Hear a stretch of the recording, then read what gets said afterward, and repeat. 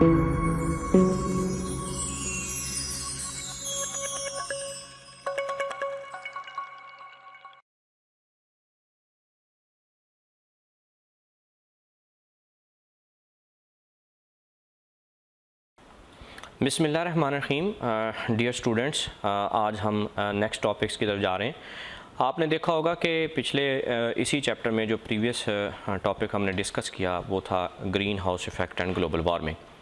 मैंने बड़ा ब्रीफली आपको डिस्क्राइब किया था कि ग्रीन हाउस इफ़ेक्ट क्या होता है और ग्लोबल वार्मिंग क्या होती है।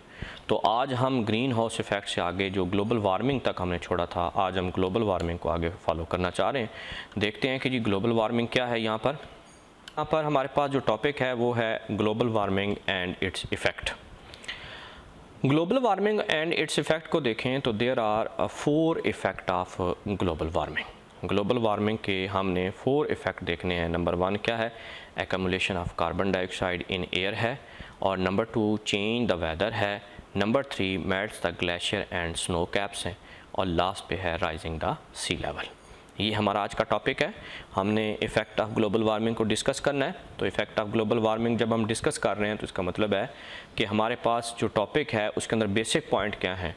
तो सबसे जो पहला पॉइंट है वो है एक्यूमुलेशन ऑफ कार्बन डाइऑक्साइड, यानी कार्बन डाइऑक्साइड का बढ़ना। डेफिनेटली कार्बन डाइऑक्साइड बढ़ते जाएंगे तो हमारे पास टेम्परेचर भी इंक्रीज़ होता जाएगा। उसके बाद change in weather, carbon dioxide जो है इंक्रीज़ होता जा रहा है, इट मीन हीट ज़्यादा ट्रैप होती है, इससे वेदर भी चेंज हो रहे हैं। या तो इंटेंस कोल्ड आ जाती है या इंटेंस हॉटनेस शुरू हो जाती है, हॉट वेदर हो जाता है। इसी तरीके से जब हम अगला पॉइंट लेते हैं जिसमें melt glacier and snow caps हैं, तो डेफिनेटली टेम्परेचर इंक्रीज़ होने से ग्लेशियर और स्नो कैप्स भी मेल्ट होते हैं। फिर उसके बाद राइजिंग द सी लेवल, के सी लेवल भी राइज़ हो रहा है ग्लेशियर के मेल्ट होने से। अब सबसे पहले अगर आप देखें ना तो टॉपिक ऑफ ग्लोबल वार्मिंग अगर आप गौर से देखना चाहते हैं तो ग्लोबल वार्मिंग के अंदर जो पहला मेरे पास क्वेश्चन है वो है why are the flood risks increasing. दिन ब दिन फ्लड आ रहे हैं, सैलाब आ रहे हैं, इसके राइजिंग होने का यानी इंक्रीज़ होने का जो बेसिक पर्पस है वो क्या है, क्यों हो रहे हैं, पहला क्वेश्चन। दूसरा जो टॉपिक यहाँ से डिस्कस किया जा रहा है बेटा वो ये है कि CO इज़ हिडन एनिमी, कि CO जो है वो एक छुपा हुआ दुश्मन है। एक्सप्लेन इट्स एक्शन, इसका एक्शन क्या होगा, क्योंकि आपको पता है CO एंड CO2 ये ग्रीन हाउस इफेक्ट से बिलोंग करते हैं, तो ग्लोबल वार्मिंग से इसको मैंने इसलिए रिलेट किया। उसके बाद जो अगला क्वेश्चन है वो है what is the function of catalytic converter. Catalytic converter का फंक्शन क्या है? तो डियर स्टूडेंट्स, मैं दोबारा से रिपीट करना जा रहा हूँ। अगर आपने इफेक्ट देखे थे तो वो 4 इफेक्ट्स थे। नंबर 1 जहाँ से टेम्परेचर को क्या किया था, इंक्रीज़ किया था, mean accumulation of carbon dioxide, increase the carbon dioxide. Number 2 हमने देखा था, नंबर 2 में हमने कहा था कि ग्लेशियर जो है, आइस कैप्स जो है वो क्या होते हैं, मेल्ट होते हैं, इससे वेदर क्या होता है, चेंज होता है। और नंबर 4 इससे सी लेवल जो है वो क्या होता है, इंक्रीज़ होता है। और अगर आप इसके क्वेश्चंस को देखें तो जो मैंने अभी ग्लोबल वार्मिंग से रिलेटेड क्वेश्चन लिखे हैं तो वो आपने देखा होगा कि इस टॉपिक के अंदर ग्लोबल वार्मिंग के अंदर जो पहला क्वेश्चन है वो ये है why are the flood risk increasing. फिर दूसरा क्वेश्चन है CO is a hidden enemy, explain its action. और इसी के साथ हमारा है what is the function of catalytic converter. अब अगर हम इसको आगे फर्दर लेकर चलते हैं तो जो सबसे पहले मेरा टॉपिक है जो मैं इसको डिस्कस करने जा रहा हूँ वो ये है why are the flood risk increasing. आपको पता है दिन ब दिन कार्बन डाइऑक्साइड इंक्रीज़ होती जा रही है, और कार्बन डाइऑक्साइड के इंक्रीज़ होने से डेफिनेटली जो है ना वो आइस और अपना ग्रीन हाउस इफेक्ट जो है वो मुतासर हो रहा है, इससे ग्लोबल वार्मिंग प्रोड्यूस हो रही। ग्लोबल वार्मिंग की वजह से अगर आप देखते हैं तो दिन ब दिन जो है आशिर और यानी कि आइस, स्नो और स्नो कैप्स और ग्लेशियर जो है वो दिन ब दिन क्या होते जा रहे हैं, मेल्ट होते हैं। उनके मेल्ट होने की वजह से फिर वाटर की क्वांटिटी इंक्रीज़ हो जाती है, जिससे दरियाओं में और नदी नालों में क्या होता है, फ्लड आता है। इसलिए हर साल हमारे पास इन दिनों में फ्लड आता है due to the high concentration of carbon dioxide या due to the global warming. और ग्लोबल वार्मिंग की वजह से टेम्परेचर इंक्रीज़ होता है। इंक्रीज़ होने की वजह से फिर आइस कैप्स और जो ग्लेशियर्स हैं ये मेल्ट होते हैं। उनके मेल्ट होने की वजह से सी लेवल जो है वो इंक्रीज़ होता है। अब यहाँ पर बेटा जी मैंने एक क्वेश्चन और भी ऐड किया हुआ है, लिखा हुआ है कि CO is hidden enemy, explain its action. CO जो है वो एक हिडन एनिमी है, वो एक्शन है, उसके एक्शन को जो जो हमने एक्सप्लेन करना है, तो लिखा हुआ है कि CO is an air pollutant, it is health hazards being highly poisonous gas, being colorless and odorless, its presence cannot notice easily and readily. When inhaled, it binds with hemoglobin more strongly than oxygen, hindering the supply of oxygen in body. Exposure to the higher concentration of CO causes the headache होती है, fatigue होता है.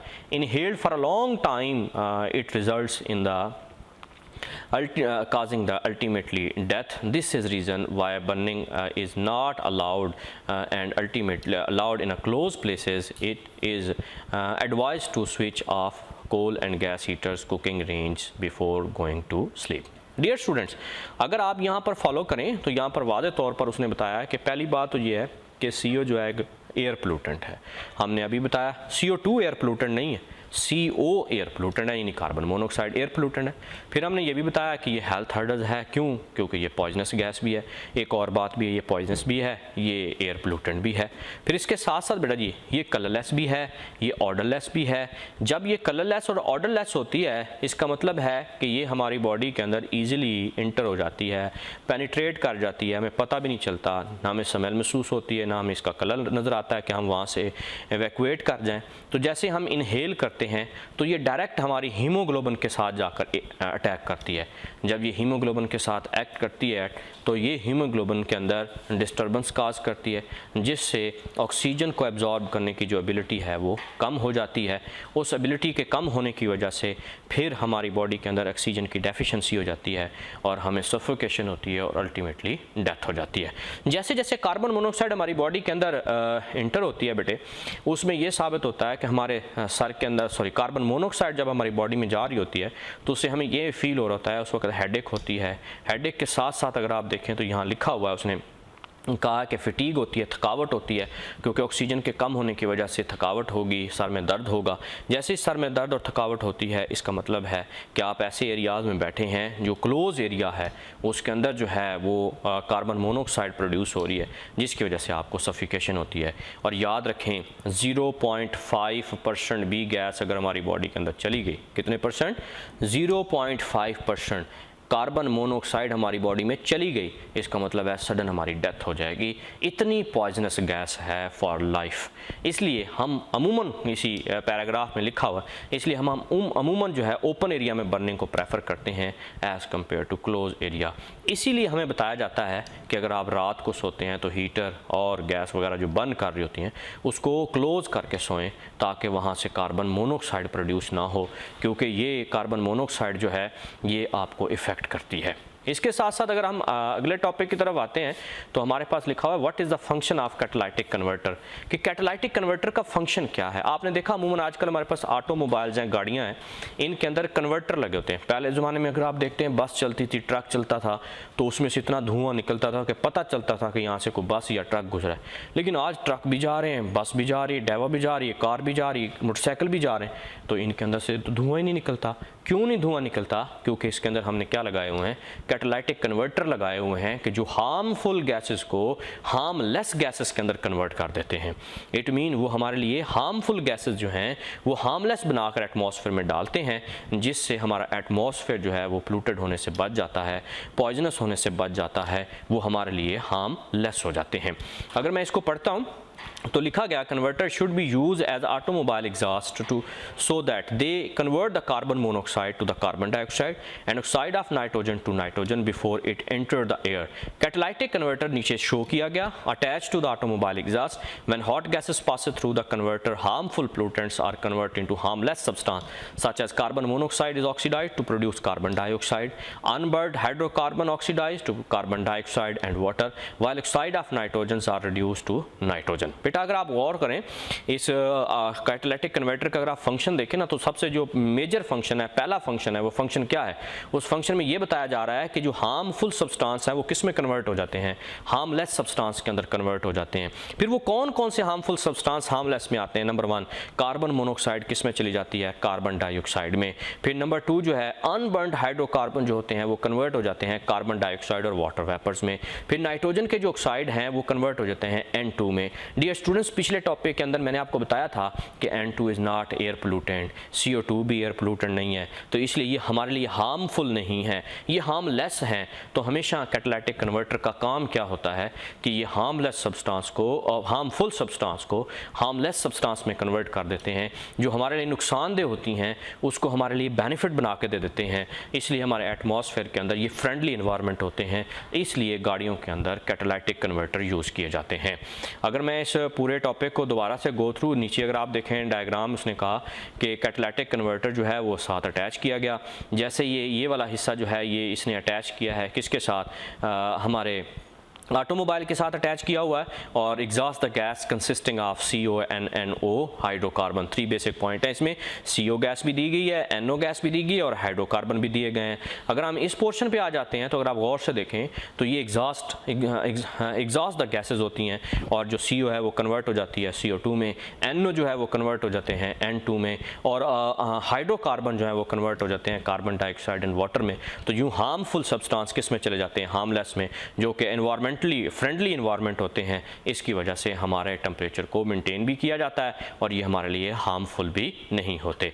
अगर मैं इसी तरीके से अपने प्रीवियस इसी लेक्चर को अगर मैं दोबारा रिमाइज करना चाहता हूँ, एंड पे लेके आता हूँ, तो बेटा सबसे पहले मेरे पास क्या है, टॉपिक है global warming and its effect. इसके मेजर 4 पॉइंट है, accumulation of carbon dioxide in air है, चेंज द वेदर है, और melt the glacier and snow caps, rising the sea level. एक बात तो मैंने डिस्कस की नहीं कि राइजिंग द सी लेवल, आपने देखा हमारे यहाँ रोज़ ग्लेशियर जो है वो मेल्ट हो रहे हैं, स्नो कैप्स मेल्ट हो रहे हैं, डेफिनेटली उससे अपना वाटर की क्वांटिटी बढ़ रही है। वाटर की क्वांटिटी बढ़ने से दरियाओं के अंदर पानी की मिकदार बढ़ती जा रही है। ये सारे के सारे रिवर जो हैं ओशंस के अंदर जाके गिरते हैं, जिससे सी लेवल बढ़ता जा रहा है। सी लेवल के बड़े होने की वजह से समंदर की जो अपनी हदूद है वो बढ़ती जा रही है, जिसकी वजह से जो खुश्की वाले इलाके हैं वो कम होते जा रहे हैं, और खुश्की वाले इलाकों के कम होने की वजह से पॉपुलेशन एरिया जो हैं उनके अंदर तादाद ज़्यादा बढ़ती जा रही है। ये भी किसकी वजह से होता है, इसी ग्लोबल वार्मिंग की वजह से होता है। इसी तरीके से अगर आप इसको आगे देखना चाहते हैं तो कुछ क्वेश्चंस बनते हैं इसमें से। पहला क्वेश्चन है कि why are the flood risk increasing, CO is a hidden enemy, explain its action. उसके बाद what is the function of catalytic converter. तो बेटा पहला है ग्लोबल वार्मिंग में जो फ्लड रिस्क क्यों होता है, क्योंकि यहाँ पर आइस कैप्स होते हैं और ग्लेशियर होते हैं जो क्या करते हैं वो मेल्ट करते हैं। इसी तरीके से जो है अगर आप आगे आते हैं तो वो CO is a hidden enemy, इसके अंदर उसने कहा है कि एक्सप्लेन इट्स एक्शन, तो वो इसमें यहाँ पर रिप्रेजेंट कर दिया गया है। उसके बाद नीचे आता है जी कि what is the function of catalytic converter, तो कैटालिटिक कन्वर्टर का भी फंक्शन इसके अंदर रिप्रेजेंट कर दिया गया है। तो ये है बेटा जी आज का हमारा टॉपिक जो इससे रिलेटेड है। इंशाल्लाह फिर अगले लेक्चर के अंदर आगे डिस्कस करेंगे। शुक्रिया।